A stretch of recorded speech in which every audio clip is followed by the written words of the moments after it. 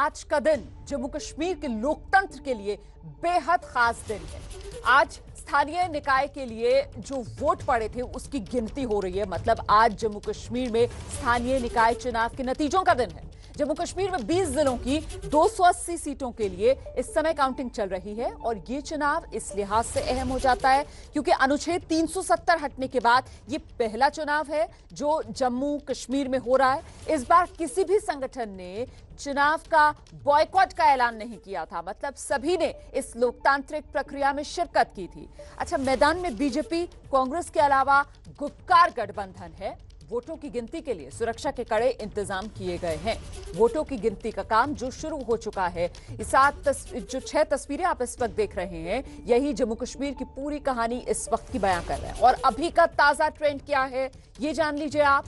इस वक्त की बड़ी खबर सामने आ रही है। गुपकार में गठबंधन जो है वो 10 सीटों पर आगे। जम्मू कश्मीर में गुपकार गठबंधन 10 सीटों पर आगे। बीजेपी 6 सीटों पर बढ़त बनाए हुए है। कांग्रेस 3, अपनी पार्टी 2। ये शुरुआती रुझान है क्योंकि अभी कुछ ही वक्त गुजरा है गिनती शुरू हुए। निर्दलीय फिलहाल 3 सीटों पर बढ़त बनाए हुए चल रहे हैं। जम्मू कश्मीर में गुपकार गठबंधन लेकिन इस वक्त 10 सीटों पर आगे।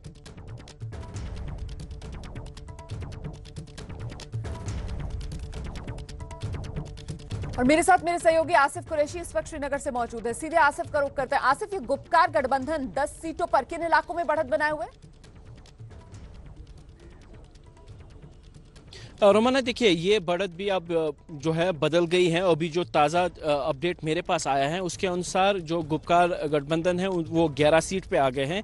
बीजेपी 7 सीट पे आ गए हैं। कांग्रेस जो पहले 3 सीट पे आ गई थी वो 2 सीट पे आ गए हैं। अपनी पार्टी जो 2 सीट पे आ गई थी वो आगे अब 3 सीट पे आ गए हो, जबकि निर्दलीय और अन्य उम्मीदवार जो है वो 4 सीट पे आ गई है। यानी कुल 27 सीट का जो आंकलन है हमारे पास अभी आया है। और उस ट्रेंड में लगातार जो है गुपकार अलायंस और बीजेपी दोनों ही जो है अपनी बढ़त बनाए हुए हैं। जो गुपकार अलायंस की बात करें तो जो मुख्यतः उनका जो जहां पे ट्रेंड बना हुआ वो दक्षिण कश्मीर से भी आया है। वहां पे भी गुपकार अलायंस के लोग आगे हैं। और कांग्रेस की 1 सीट यहाँ पे बढ़त यहाँ पे है। गांदरबल में 4 सीट पे जो है नेशनल कॉन्फ्रेंस आगे है। इसी तरीके से जो जम्मू क्षेत्र से भी तकरीबन 3 या 4 सीट का सामने आया है, यहाँ पे भी गुपकार अलायंस के जो प्रत्याशी हैं वो आगे बने हुए हैं। हालांकि ये अभी शुरुआती रुझान है, इसीलिए इसको फाइनल रिजल्ट नहीं मान सकते हैं। लेकिन जो पहले 27 सीट का जो ट्रेंड आया है उसमें गुपकार अलायंस जो है 11 सीट पे बढ़त बनाए हुए हैं, जबकि बीजेपी भी काफी ज्यादा ताकत के साथ 7 सीट पर जो है आगे बनाए हुए हैं। लेकिन बीजेपी मुख्यतः जो है जम्मू क्षेत्र में है जहां पे बढ़त बनाए हुए हैं। और कश्मीर में उनका यह कहना है कि निर्दलीय उम्मीदवार है, क्योंकि कल ही शहनवाज हुसैन ने प्रेस कॉन्फ्रेंस में यह कहा था कि जो कश्मीर घाटी और जम्मू में भी तकरीबन 200 निर्दलीय उम्मीदवारों को बीजेपी सपोर्ट कर रही है। यानी कहीं ना कहीं सभी निर्दलीय उम्मीदवार जो भी है बीजेपी उनको अपने खाते में लेने की कोशिश में है। लेकिन जो ट्रेंड इस समय आ रहा है उसमें निर्दलीय और अन्य उम्मीदवार केवल 4 सीट पे आगे बने हुए हैं, जबकि गुपकार अलायंस 11 और बीजेपी 7 पे बढ़त बनाए हुए हैं। रोमान, आप रहिए मेरे साथ। आसिफ कुरैशी में लौटूंगी आपके पास। देखिए, हमारे साथ राजनीतिक विश्लेषक दिनेश मल्होत्रा साहब मौजूद हैं और साथ ही वरिष्ठ पत्रकार प्रदीप सिंह जी भी इस वक्त मेरे साथ इस चर्चा में शिरकत कर रहे हैं। प्रदीप जी, किस लिहाज से अहम रहने वाले हैं आज के नतीजे? मुझे लगता है वो बिग पिक्चर, बड़ी तस्वीर आपको रखनी चाहिए। नहीं, देखिए रोमाना जी, मुझे लगता है सबसे बड़ी तस्वीर तो ये है इस चुनाव की कि लोगों का पार्टिसिपेशन, जिस तरह से लोगों ने भागीदारी की इस चुनाव में, बड़े पैमाने पर वोटिंग हुई। जम्मू कश्मीर में इतनी बड़ी संख्या में लोग वोट देने के लिए निकले, वो भी आतंकवाद के डर और मौसम के डर दोनों के बावजूद निकले। ये बड़ी बात थी। और हम जब तुलना करते हैं कि अभी थोड़े समय पहले ही नवंबर-दिसंबर 2018 में, लगभग 2 साल पहले पंचायतों के जो चुनाव हुए थे तो 61% सीटें खाली रह गई थी और जो लोग जीते वो छुप कर रह रहे थे।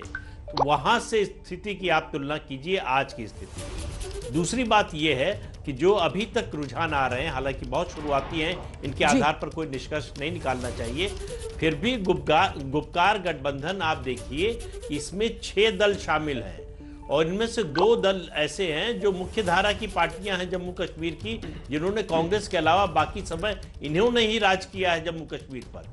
उनके मुकाबले बीजेपी जो इस राज्य में एक तरह से फ्रिंज की पार्टी थी या कहें जम्मू खित्ते की सिर्फ पार्टी थी, वो अगर बढ़त उनके कहीं मुकाबले में आ रही है तो ये एक परिवर्तन है। दूसरा, ये आपने ये वाला जो पॉइंट रखा है, मुझे लगता है इस पर एक रिएक्शन लेते हैं हम। दिनेश मेहरोत्रा साहब भी हमारे साथ मौजूद हैं।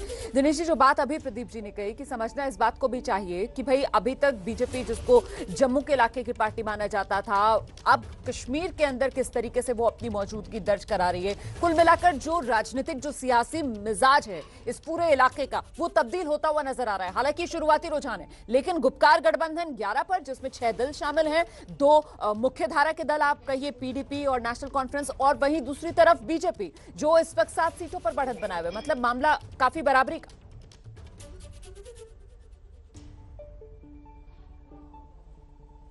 दिनेश जी, बिल्कुल देखिए, मैं प्रदीप जी की बात को पूरा इंडोर्स करता हूं।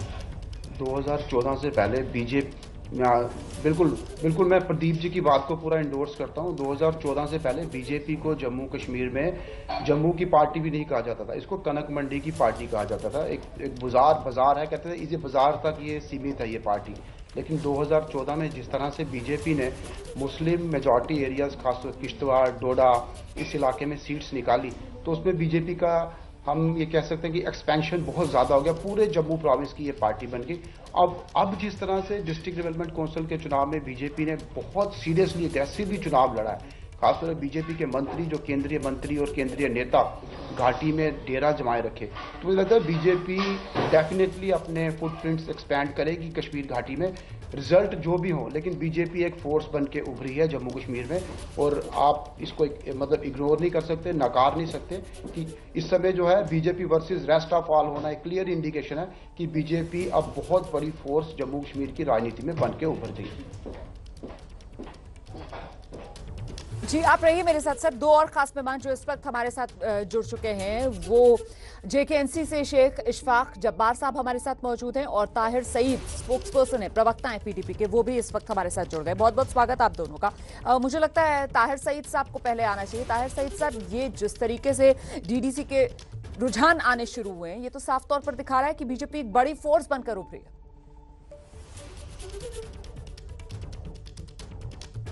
देखिए रुमाना जी, ये जो अर्ली जो ट्रेंड जो आ रही है, सबसे पहली बात तो यह है कि बीजेपी जो आपको लग रही है, बीजेपी, इसमें कोई शक नहीं है कि बीजेपी का जम्मू में बड़ा अच्छा बारी जो है उनका वहां पे असर है। और लेकिन 2007 के मुकाबले में उतना ज्यादा है जैसे 2014 में जब इलेक्शन रिजल्ट आए अर्ली ट्रेंड्स में, उस वक्त में चैनल में था, तो उस हिसाब से जम्मू में मुकम्मल तौर पर बीजेपी का स्वीप था, वैसा भी दिखाई नहीं दे रहा है। तो सीट्स पे जो है कहा था कि बीजेपी जो है वो लीड कर रही है। देखिए, जिन सीट्स पे बीजेपी लीड कर रही है अभी जो यहाँ पर वो डाले गए, आवाज में बहुत दिक्कत आ रही है। तो मुझे ताहिर साहब आवाज में बहुत दिक्कत आ रही है सर, मैं समझ नहीं पा रही हूँ, दर्शक भी नहीं समझ पा रहे होंगे आप क्या कह रहे हैं। मुझे लगता है हमको इसको थोड़ा सा ठीक कराना चाहिए। तब तक मैं शेख इशफाक जब्बार साहब के पास चलती हूँ। जब्बार साहब, आप सहमत हैं कि भाई बीजेपी जो है वो बड़ी फोर्स के तौर पर उभरी है? और सर, यहाँ बात सिर्फ जम्मू की नहीं हो रही है बल्कि कश्मीर में भी।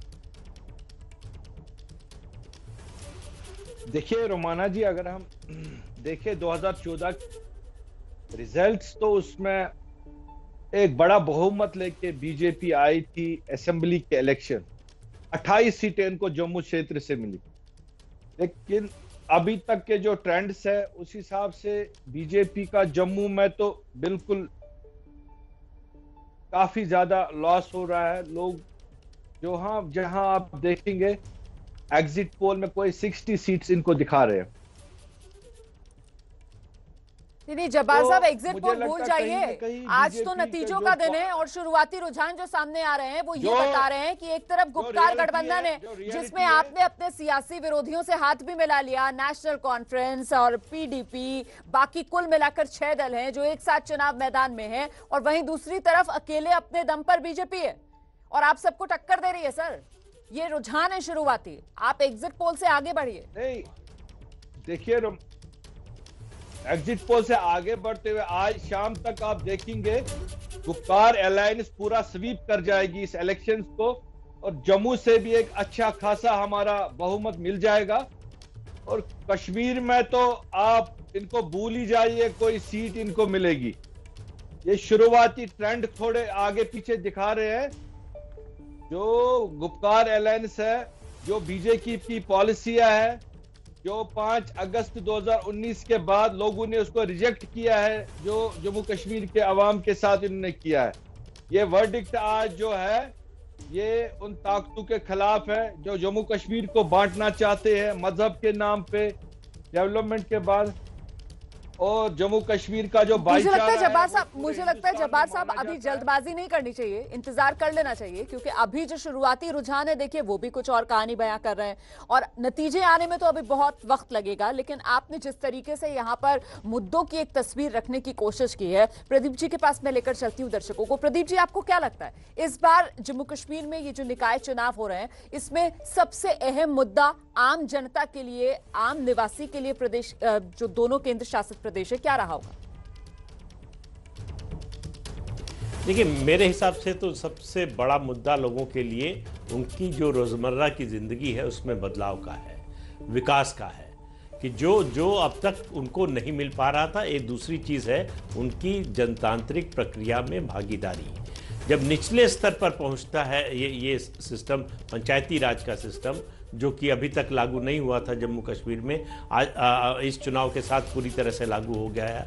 73वां जो संशोधन है संविधान का, उससे लोगों में एक एम्पावरमेंट की फीलिंग आती है कि ये हमारे चुने हुए प्रतिनिधि हैं, इनको हमने बनाया है और ये हमारे विकास के लिए काम करेंगे। एक बात तो ये इस चुनाव की सबसे बड़ी बात है और इस भरोसे के कारण ही आप देखिए लोगों की भागीदारी इतनी बड़ी संख्या में दिखाई दी है।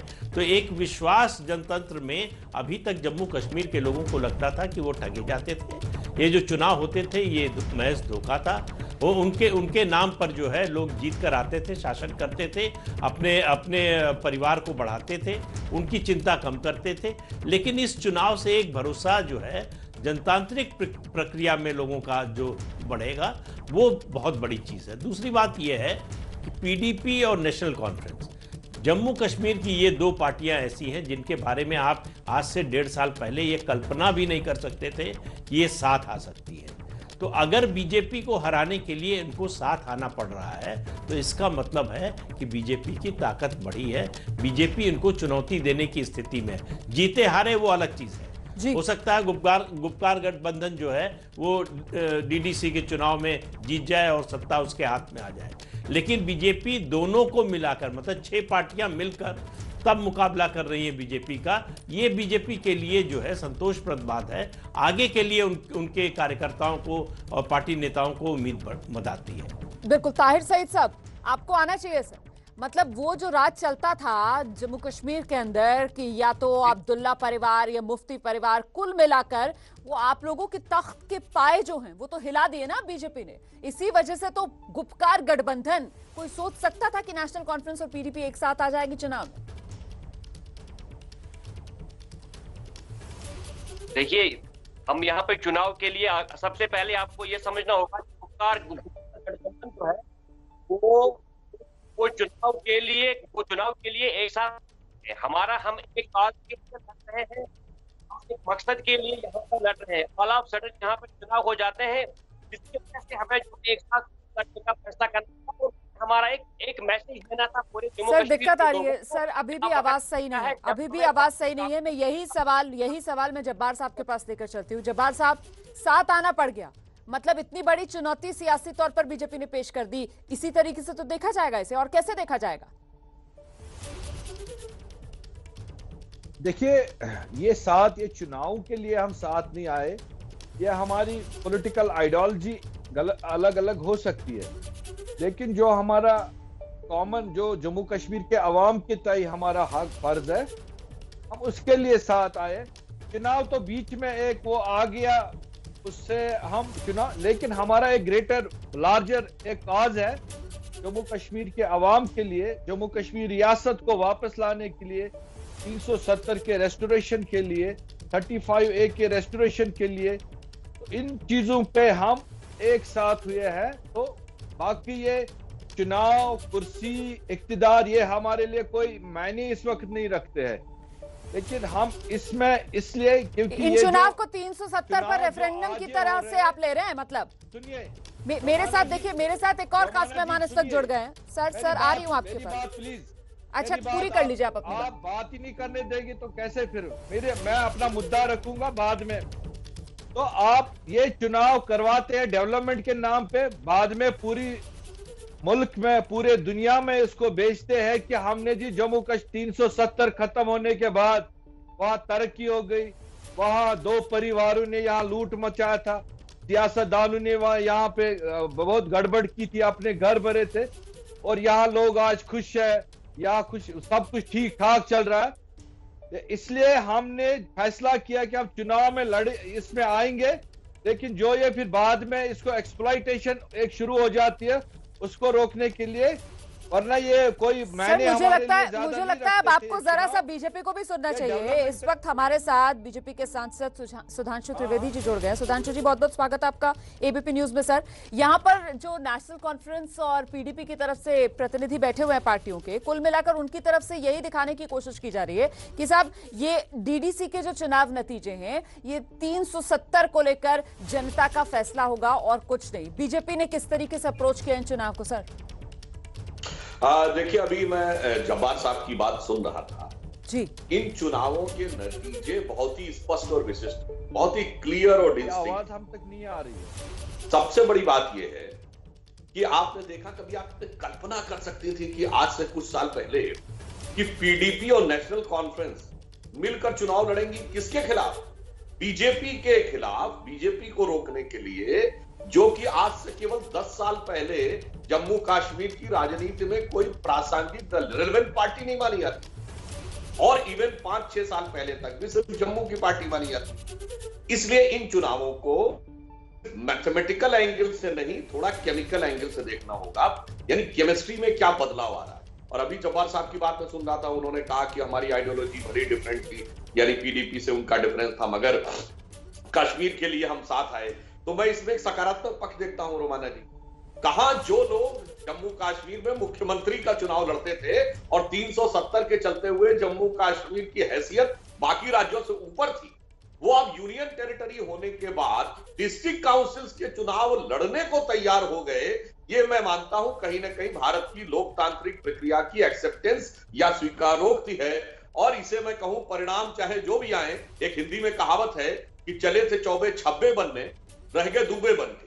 मतलब वो शेख फारूक अब्दुल्ला साहब जो कहते थे दोबारा 1953 से पहले का स्टेटस बहाल होना चाहिए, दोबारा सदर रियासत होना चाहिए, वो आज यूनियन टेरिटरी के अंदर डिस्ट्रिक्ट काउंसिल का चुनाव लड़ रहे हैं। तो मुझे लगता है कि छब्बे बनने का प्रयास जो है वो अब दुबे तक आ गया है। अब मैं इसमें एक और सकारात्मक पक्ष देखता हूं कि भले ही ये लोग चाहे जितना भी मिलकर चुनाव लड़े, परंतु इस चुनावों में पहली बार यह लोकतांत्रिक प्रक्रिया बढ़ी है। और मैं एक और बात कहूंगा जो थोड़ी किसी को अटपटी लगे, अरे पहली बार सेकुलर स्टेट में चुनाव हो रहा है। आप कहेंगे सेकुलर स्टेट में क्यों? क्योंकि 1976 के संविधान संशोधन में जब भारत के संविधान के प्रियम्बल में सेकुलर शब्द डाला गया था, तो इसी धारा 370 की आड़ लेते हुए कश्मीर की विधानसभा ने उसे स्वीकार नहीं किया था। इसलिए पहली बार डिस्ट्रिक्ट के चुनाव भी हो रहे हैं और पहली बार एक सेकुलर जम्मू कश्मीर में चुनाव हो रहे हैं। इसलिए मैं इसको भारत की संविधान की दृष्टि से एक बहुत बड़ी उपलब्धि मानता हूं। बिल्कुल, तो कई लिहाज से बेहद अहम है जम्मू कश्मीर जो डीडीसी के ये नतीजे आ रहे हैं। ये हम चर्चा को अपने आगे बढ़ाएंगे, खास मेहमान लगातार हमारे साथ बने हुए हैं। देखिए, जम्मू कश्मीर स्थानीय निकाय चुनाव के लिए वोटों की गिनती के बीच पाकिस्तान ने एक बार फिर नापाक हरकत कर दी है। पुंछ के मनकोट सेक्टर में पाकिस्तान ने सीजफायर का उल्लंघन किया है। फिर से एलओसी पर पाकिस्तानी रेंजर्स ने मोर्टार से गोले दागे। भारत ने पाकिस्तान को मुंहतोड़ जवाब दिया है उसकी इस हिमाकत के लिए। हम सीधे रुख करते हैं, सभी खास मेहमान हमारे साथ बने हुए हैं। सुधांशु जी के पास मैं आपको लेकर चलूंगी। सुधांशु जी, जिस तरीके से जम्मू कश्मीर में ये लोकतांत्रिक प्रक्रिया चल रही थी, पेट में दर्द पाकिस्तान के बहुत हो रहा था। आज का नतीजा जो भी हो, संदेश पाकिस्तान के लिए बड़ा होगा सर इसमें? देखिए, पाकिस्तान के पेट में दर्द बहुत स्वाभाविक है। उस हकीकत को हम लोगों को भी समझना होगा। एक दौर था जब जम्मू कश्मीर का मुद्दा जब भी कभी अंतर्राष्ट्रीय मंच पर आता था तो केवल सोवियत संघ यानी आज का रूस हमारे साथ खड़ा होता था, बाकी लगभग पूरी दुनिया पाकिस्तान के साथ खड़ी है। आज हालात एकदम बदल गए। आज जब ये धारा 370 का मुद्दा आया तो केवल चाइना पाकिस्तान के साथ और बाकी लगभग पूरी दुनिया हमारे साथ, तो एक बड़ा परिवर्तन आया। और आपने देखा रोमाना जी, पहली बार ऐसा हुआ कि कश्मीर के किसी मुद्दे के ऊपर Pakistan organisation of Islamic countries में भी प्रस्ताव नहीं ला पाया। चाइना ने सिर पैर का जोर एक कर लिया, मगर संयुक्त राष्ट्र संघ में, यूनाइटेड नेशंस में एक लाइन भी नहीं ला पाया। उल्टा मसूद अजहर को उसको आतंकवादी स्वीकार करना पड़ा। तो जो पाकिस्तान के दिल पे गुजरी, आपको याद करिए अभी 1.5 साल पहले जब हमारी पिछली सरकार थी, पहली बार भारत की विदेश मंत्री के रूप में सुषमा स्वराज जी ओआईसी में जाके भाषण दे आई, ऑर्गेनाइजेशन ऑफ इस्लामिक कंट्रीज में। आज तक कभी किसी भारत के विदेश मंत्री को अलाउ ही नहीं किया गया था कि वो ओआईसी में जाके जाए, और पाकिस्तान ने पूरी कोशिश कर दी मगर नहीं कर पाया। तो जो इस समय पाकिस्तान की खिसियाहट है, जो पाकिस्तान की बौखलाहट है, और तो और उनका जो सबसे नजदीक हम सफर, हम निवाला, हमराज, यूनाइटेड अरब अमीरात, उसने भी पाकिस्तान का साथ देने के बजाय मोदी जी को ऑर्डर ऑफ जायद दिया, यानी अपना सर्वोच्च नागरिक सम्मान दिया। तो पाकिस्तान जैसा अलग थलग पड़ता चला जा रहा है, और 370 के मुद्दे के ऊपर अंतरराष्ट्रीय स्तर पर जैसी उसने मुंह की खाई है, और मोदी सरकार की जो एक जिसे कहते हैं बड़ी दक्षतापूर्ण विदेश नीति, कूटनीति रही है, उससे उसकी खिसियाहट स्वाभाविक है। तो वो इस तरह की जिसे कहना चाहिए, बिल्कुल सर, इसीलिए तो हम कह रहे हैं कि कई मायने में आज के ये नतीजे अहम रहने वाले हैं। फिलहाल बहुत बहुत धन्यवाद आप सभी का मेरे साथ बने रहने के लिए। आगे बढ़ते हुए आपको बता दूं कि रुझान जो है तेजी से बदल रहा है। बीजेपी ने अब 11 सीटों पर बढ़त बना ली है। जम्मू कश्मीर में गुपकार गठबंधन 19 सीटों पर आगे चल रहा है। कांग्रेस अभी भी 2 सीटों पर ही बढ़त बनाए हुए है। ये शुरुआती रुझान है, लेकिन अपने आप में आज का दिन जम्मू कश्मीर के लिए बेहद महत्वपूर्ण हो जाता है, क्योंकि आज जम्मू कश्मीर के लोगों की जीत का दिन है।